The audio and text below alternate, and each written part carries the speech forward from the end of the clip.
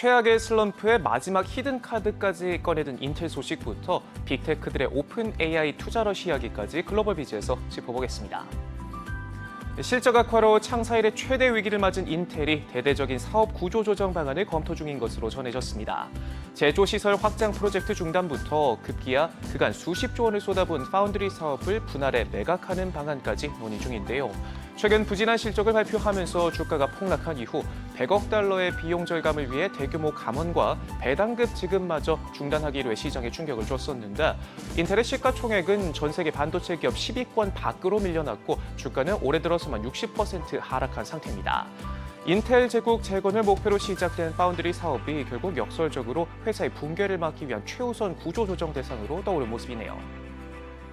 빅테크들이 돈다발을 들고 앞다퉈 줄 서는 곳이 있습니다. 바로 오픈 AI인데요. 마이크로소프트에 이어서 엔비디아도 오픈 AI 추가 자금 조달에 투자자로 참여하는 방안을 논의 중인 것으로 전해졌습니다.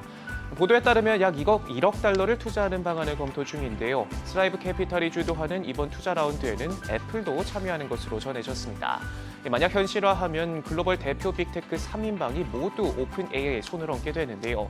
다만 엔비디아와 애플의 투자를 받을 경우 현재 주요 주주인 마이크로소프트의 승인이 필요한데 앞서 마이크로소프트가 애플이 오픈 AI 이사회에 옵저버로 들어올 수 있다는 보도가 나온 이후 자신들은 물러나겠다고 발표하면서 견제하는 모습을 보여왔던 점을 빌어볼 때 오픈 AI를 둘러싼 빅테크들의 AI 군비 경쟁 셈법이 복잡해질 것으로 보입니다.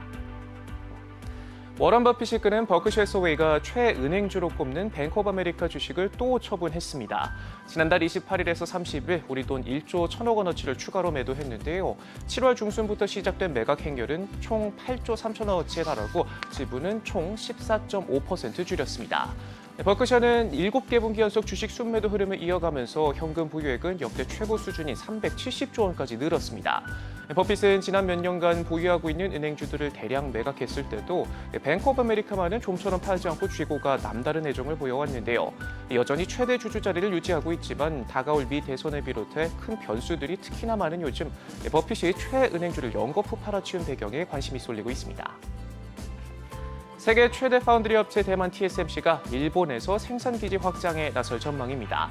최근 일본을 찾은 거즈후이 대만 경제부장은 교도통신과의 인터뷰에서 TSMC가 자국의 제3공장을 건설할 것이라고 언급했는데요. 첨단 반도체 용도로 2030년 이후가 될 것이라고 덧붙였습니다. 반도체 제국 부활에 사활을 걸고 있는 일본은 큰손 TSMC 잡기에 여념이 없는데요. 지난 2월 구마모토 현 제1공장을 개소한 데 이어서 지난 6월에도 제2공장 부지 조성 공사를 시작했고요. 여기서 그치지 않고 제3공장 유치를 위해 최근 구마모토 현 지사가 직접 TSMC 본사를 찾는 등 끝없이 러브콜을 보내고 있습니다. 미국 정부가 당초 지난달 1일부터 시행할 예정이었던 중국 전기차 등에 대한 관세 인상 조치가 다시 늦춰졌습니다. 당국은 현재 작업이 계속 진행 중이고 최종 결정은 며칠 내 공개될 것으로 예상된다고 설명했는데요. 새 대중국 관세 조치는 최종 결정이 내려지고 약 2주 후 발효되고요. 조치가 시행되면 중국산 전기차에 대한 관세는 현재 25%에서 100%로 리튬 이온 전기차 배터리도 7.5%에서 25% 등으로 각각 인상됩니다.